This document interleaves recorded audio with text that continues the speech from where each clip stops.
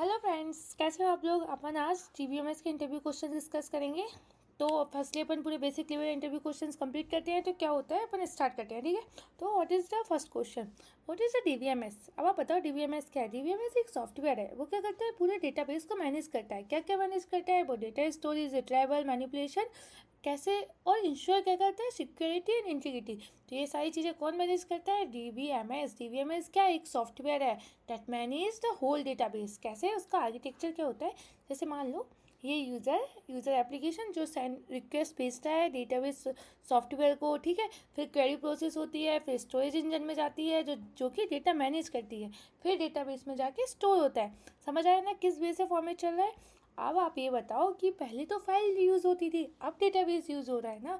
तो पहले फाइल कैसे चलती थी, अपन पूरा स्टोरी बेस में समझेंगे तो आपके दिमाग में क्लियर होगा कि एक्चुअल में हो क्या रहा है क्या ये सारी चीज़ें, ठीक है। तो फाइल सिस्टम वर्सेस डीवीएमएस में क्या होता है, पहले जो सिस्टम था वो फाइल सिस्टम था। अभी हम जो यूज़ करते हैं वो क्या है, डेटाबेस मैनेजमेंट सिस्टम।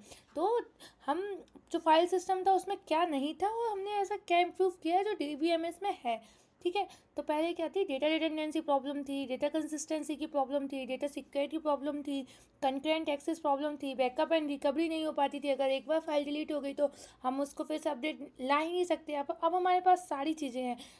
हमारी डेटा रिडंडेंसी मिनिमम हो गई है, हमारे पास डेटा कंसिस्टेंसी है, data security also provide by the DBMS, ठीक है।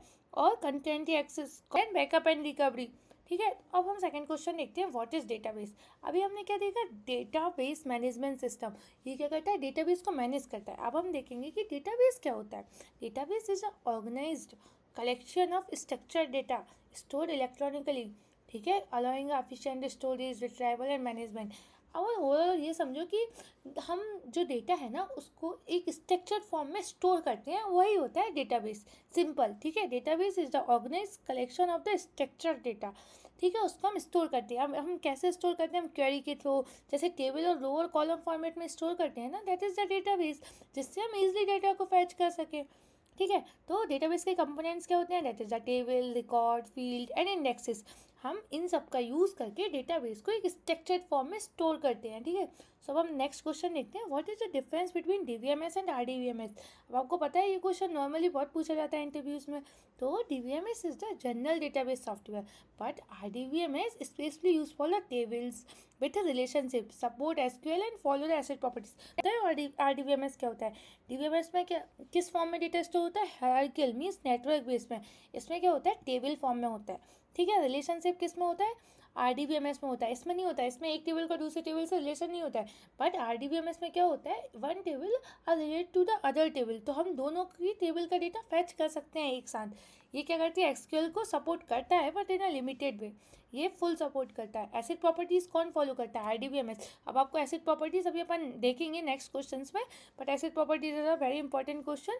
वही तो data consistency, data integrity, redundancy, इन सबको मेंटेन करने में हेल्प करता है। और इसके डीवीएमएस के अंदर कौन से एग्जाम्पल आते हैं, एक्सएमएल, फाइल सिस्टम, और इसके अंदर कौन से होते हैं, माईएसक्यूएल, पोस्टग्रेसक्यूएल, ठीक है। अब अपन नेक्स्ट क्वेश्चन देखते हैं, question number 4, what is the table, tuple, attributes and field. अब आप ये बताओ ये सब होते क्या है। ये नॉर्मली बेसिकली पूछ लिया जाता है कि आपको पता है कि नहीं एक्चुअल में, ठीक है। Table is the collection of the data, tuple one row, जो वन रो को आइडेंटिफाई करे, ठीक है, उसको हम क्या बोलेंगे, टपल।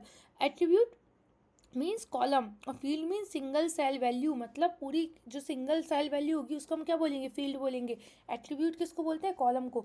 अब आप इसमें देख के बताओ किसको क्या बोलेंगे, ठीक है। मतलब ये क्या है, ये पूरा क्या है, कॉलम है ना, और ये पूरी क्या है, रो है, तो हम इसको क्या बोलेंगे, टपल। और ये एक साइड का पूरा एम्प्लॉय आईडी अगर अपन देखा जाए तो ये पूरा क्या है, कॉलम है। टेबल, तो ये पूरी जो टेबल है उसको हम क्या बोलेंगे, टेबल बोलेंगे, ठीक है। और जो फील्ड है उसको, सिंगल सेल वैल्यू को हम क्या बोलेंगे, दैट इज द फील्ड, ठीक है। अब हम नेक्स्ट क्वेश्चन देखते हैं, व्हाट इज द प्राइमरी की। अब आप बताओ प्राइमरी की क्या होता है। Primary key are use for uniquely identify the table, ठीक है। तो जैसे कि मान लो हमारी जो स्टूडेंट आईडी है वो क्या है, प्राइमरी की है, उसके थ्रू हम अपना पूरा डेटा फैच कर सकते हैं कि नहीं, यही होता है प्राइमरी की। उसमें प्राइमरी की के रूल्स क्या होते हैं, क्या होती है, सबसे पहले नो डुप्लीकेट डेटा अलाउड, और इसमें not null means null value allow नहीं करता, ठीक है, और शुड नॉट चेंज, और वो चेंज भी नहीं हो सकती है, ठीक है। अब हम नेक्स्ट देखते हैं, व्हाट इज कैंडिडेट की। अब आप ये बताओ कैंडिडेट की क्या होती है। जो प्राइमरी की है ना वो कैंडिडेट की में से ही एक की होती है। अब हम देखते हैं, कैंडिडेट की can uniquely identify the tuples multiple can exist, one become a primary की, अदर बिकम अ अल्टरनेट की। मतलब जितनी भी हम, जैसे कि ये जो टेबल है, जैसे इसमें हम एम्प्लॉय आईडी को भी प्राइमरी की बना सकते थे, ईमेल को भी हम बोल सकते हैं कि हाँ ये इससे भी तो हम यूनिकली आइडेंटिफाई कर सकते हैं ना। तो इन्हीं सब में से हम एक को प्राइमरी की बनाते हैं, बाकी सारी अल्टरनेट की बन जाती हैं, और इन सबको मिला के हम क्या बोलते हैं, कैंडिडेट की। ठीक है, और कैंडिडेट की आइडेंटिफाई करने में it's choose for the primary की, और जो बचता है वो अल्टरनेट की होती है। ठीक है, हम नेक्स्ट देखते हैं what is a composite key. Composite key क्या होती है? Composite key use to a more columns together to uniquely identify a record. It's a common in a junction table. मान लो ऐसा है कि जैसे मान लो हम एक उससे आइडेंटिफाई नहीं कर पा रहे हैं, तब हम क्या यूज़ करते हैं, कंपोजिट की, जिसमें हम दो कॉलम का यूज़ करते हैं किसी भी टेबल को यूनिकली आइडेंटिफाई करने के लिए। जैसे कि हमने यहाँ पे क्या यूज़ किया, student ID and course ID. इन दोनों से हम पूरी टेबल को यूनिकली आइडेंटिफाई कर सकते हैं, क्योंकि हमें कोर्स जानने के लिए कोर्स आईडी की जरूरत पड़ेगी, और स्टूडेंट की इन्फॉर्मेशन जानने के लिए स्टूडेंट आईडी की जरूरत पड़ेगी। ठीक है, समझ आया ना कि क्यों कंपोजिट की ज़रूरत पड़ती है। ठीक है, अब हम नेक्स्ट क्वेश्चन देखते हैं व्हाट इज सुपर की। सुपर की क्या होता है? सुपर की is any set of the column that can uniquely identify a tuple way contain extra unnecessary column also.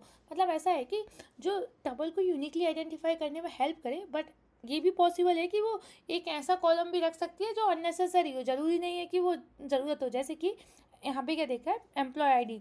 ठीक है, ये सुपर की है। ठीक है, बट हम नेम को भी यूज़ कर सकते हैं, जैसे कि एम्प्लॉय आईडी और नेम, एम्प्लॉय आईडी और ईमेल, और ईमेल ऑल्सो, और email ID also, that all are the super keys. समझ में आया ना?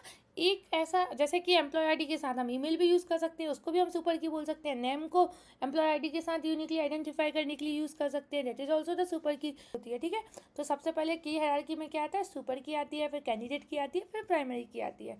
ठीक है, अब हम नेक्स्ट क्वेश्चन देखते हैं व्हाट इज द फॉरेन की। अब आप ये बताओ फॉरेन की क्या यूज़ होता है। Foreign key are use for like reference to the another table, like foreign key reference the primary key of the another table. They establish the relationship and enforcing a referential integrity. मतलब जैसे कि मान लो ये department table है और ये employ table है। अब हमने जो डिपार्टमेंट टेबल है उसमें डिपार्टमेंट आईडी को क्या बनाया, प्राइमरी की। अब हम उस टेबल को ये जो एम्प्लॉय टेबल है उसमें भी यूज़ करना चाहते हैं, क्योंकि एम्प्लॉय तो डिपार्टमेंट से रिलेट हो गई ना। तो हमने क्या किया, एम्प्लॉय आईडी को अलग प्राइमरी की बताया, पर हमने फॉरेन की यूज़ की किसकी, इस डिपार्टमेंट आईडी की। तो अब ये दोनों टेबल कनेक्ट है, हम ईजिली दोनों टेबल का डेटा फैच कर सकते हैं। तो फॉरेन की रिलेशनशिप बताने के लिए यूज़ होता है दो टेबल के बीच में। समझ आया ना? अब हम नेक्स्ट क्वेश्चन देखते हैं व्हाट इज़ द यूनिक की। यूनिक की क्या होता है? यूनिक की ensure the unique values in a column. पर आप ये बताओ, यूनिक की तो फिर प्राइमरी की भी तो बोल सकते हैं ना, बट इसमें क्या होता है, नल वैल्यू अलाउ होती हैं। बस यही मेन डिफरेंस होता है प्राइमरी की और यूनिक की में। यूनिक की में नल वैल्यूज़ अलाउ होती हैं, प्राइमरी की में नल वैल्यूज़ नहीं अलाउ होती हैं। ठीक है, मान लो अगर हमें ऐसा डेटा है जिसमें हमें नल वैल्यू भी इंक्लूड करनी है, तो उस टाइम पे हम क्या यूज़ करेंगे, यूनिक की यूज़ करेंगे। तो ये डिफरेंस याद रखना प्राइमरी की और यूनिक की के बीच में। प्राइमरी की में नल वैल्यूज़ अलाउ नहीं होती हैं, इसमें नल वैल्यूज़ अलाउ होती हैं। इसमें ओनली वन पर टेबल में ओनली वन प्राइमरी की होनी चाहिए। इसमें मल्टीपल यूनिक की भी हो सकती है। पर्पज़ क्या है, इसमें लाइक अ मैन आइडेंटिफायर, ये पूरी टेबल को यूनिकली आइडेंटिफाई करता है। It is use for enforce the uniqueness. अभी आपको समझ आया ना? ये बेसिक लेवल क्वेश्चन है। हम नेक्स्ट वीडियो में उससे कोर कॉन्सेप्ट के जो भी क्वेश्चंस पूछे गए हैं वो डिस्कस करेंगे। अभी आपको समझ आया और नेक्स्ट पार्ट चाहिए हो तो कमेंट करके बताना। Thank you.